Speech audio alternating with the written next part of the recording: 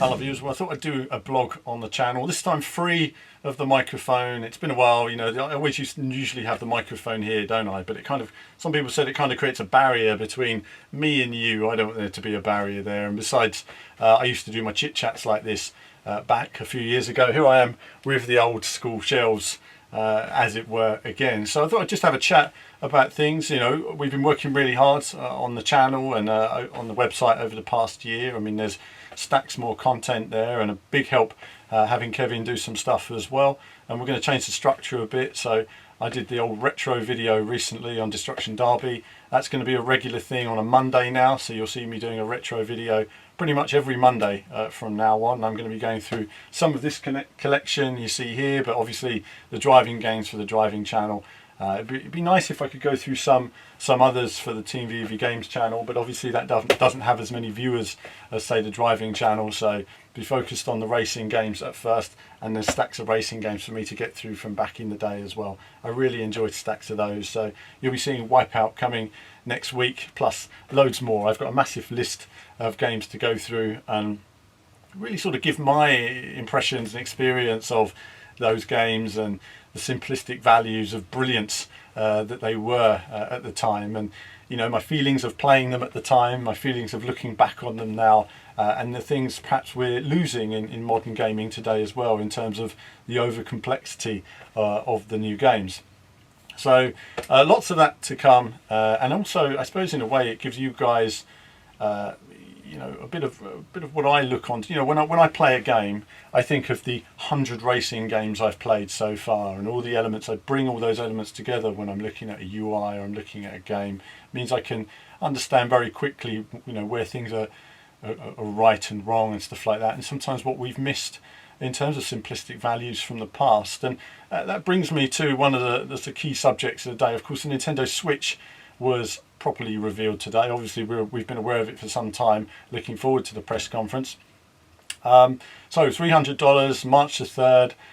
The console itself actually reminds me a lot of the JXD S7800B, and I'll show you that in just a moment, actually via YouTuber cut. And yeah, I think at the moment, you know, I think Mario looks wonderful, but at the same time it looks a bit like Sonic Adventure, and I really dislike the whole New York setting. I've never liked that for, say, Mario and Sonic. I like Mario World, I like Sonic World, not mixing that with human beings. It just doesn't look as good to me. Lots of conversions, Splatoon, Street Fighter HD with different sprites, meh. There's a few other things, and we got Fast Racing Neo coming out, a nice conversion there. We've got the surprise Redout coming as well, besides of course Mario Kart. Let's talk Redout for a minute. You know, I really enjoyed it on the PC. Only thing it needed was more content to it. That's all it really needed, and a bit more visual finesse in terms of UI and stuff like that. Developers are listening, you know, they're building on it all the time. I look forward to seeing what the console versions are going to offer. You know, a couple more locations and it would really be a much better title. So I look forward to seeing what they do with that. I think that the trouble I have with the Switch, and I'm going to cut to the JXD now. Yeah, the difference is with the, so back again, the difference is as my system downloads some plugins, typical. I've been waiting for it to download those and I can show you some stuff. But look at it, looks a lot like a Switch. It really does. There we are. So, I mean, I've been sort of talking about this on the channel for some time. I love this system. This is my handheld of choice. You know, I go out, I play Mega Drive, whatever, any type of genre, I've got it all on here. Simplistic games that I can play when I'm on a train, I'm on a plane, you know, I'm just on a journey, I'm just sitting there in a waiting room or something. Nothing too in-depth. You know, it's not all in tutorials. It's a game I'm going to play for, you know, 5 minutes, 10 minutes, and then I can just save my progress and go on and do something else with my day. So that's what's great about this system, you know, is the fact that when it's not downloading plugins to update my different bits and pieces on there, is it's really handy. And so when I look at the Switch, I'm concerned sometimes about you know, how complex some of those titles are, and someone will say, well, you can connect it to your TV, and you can. I mean, you can connect this to your TV as well. You can connect the GPXD if you guys haven't seen it, and if I have it handy, there we are. That's the old GPD, which I haven't shown much of on the channel. I've got to do a review of that. I've still got to do a review of that actually, because it's a cracking piece of kit. But I just love this because it's got a screen that's just the right size, as my updates all sort themselves out now. And there were lots of updates on there, YouTube cuts, as you can see. I don't know, again, more updates, blimey. It's all for the PlayStation games, because I haven't been playing them much recently. I mainly play the more simple 2D emulation than the PlayStation stuff, but it does emulate PlayStation perfectly, and I own all the games. So there. So, great system. And I suppose when I look at the Switch, something people have been complaining about is the lack of onboard memory. And there is 32 gig enough. You know, you've got two schools of thought here. You've got, go with 64 gig, and it would make the system more expensive. Go with 32 gig and get blamed for possibly cutting corners. That's what you end up with in terms of the system. I know Nintendo want to do it reasonably cheap, but it's not that cheap at $300. I mean, it's still an expensive system. And, you know, it's one of those that crosses the divide. It's a handheld that connects to your TV, but this does as well. So via an HDMI cable. So it's certainly interesting from Nintendo. I would say at the moment I've not seen enough on it to make me say, wow, I really want that. You know, I think Nintendo make great games, but we're going to have, you know, much more advanced TV for the screens coming in the home in the next few months, with Scorpio coming, and no doubt seeing a lot more developments in terms of the PlayStation Pro and what the developers are going to get out of that. PlayStation Pro has been a bit of a mess so far, really. I mean, you look at the improvements, and a lot of the games, it's just same game, higher resolution. Can you really tell the difference? Well, it depends on your TV and how big it is, I guess. But for me, and also how far you sit from your TV as well. So I've always been a frame rate over resolution person myself, because for me, if a game is stuttering or jerking and as you're doing something, then it affects the gameplay. Whereas the resolution, when you're at 1080p, within reason, the resolution is something I can live with, whatever.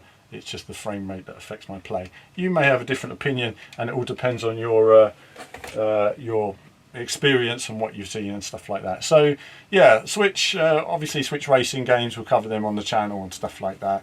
Questions, do let me know if you guys have any questions about what we're doing, you know, even for my blogs as well.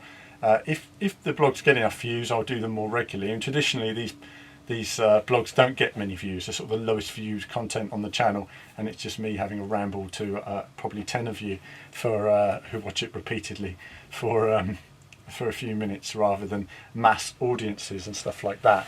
But no, it's been good making all these videos over the past few months, testing out the new Thrustmaster wheel. I've got to get on with that review. That's going to be quite a few hours trying to set it up from scratch and all the different racing games, and testing all the different rims as well. It's quite a lot of stuff behind me, sort of lower down now, because we have, if I just move the camera now, we have the wheel stack of Doom down there.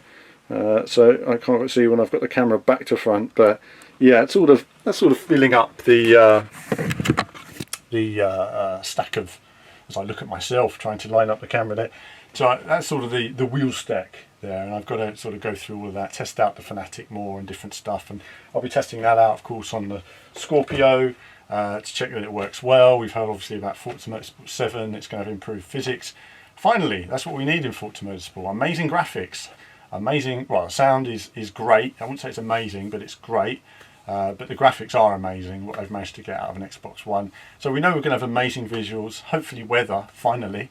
But it needs the handling to go with it. It needs that feeling with the wheel, you know, feeling with the general control that just hasn't been there in the past. But the bar is rising, you know, with all these new racing games coming out later this year.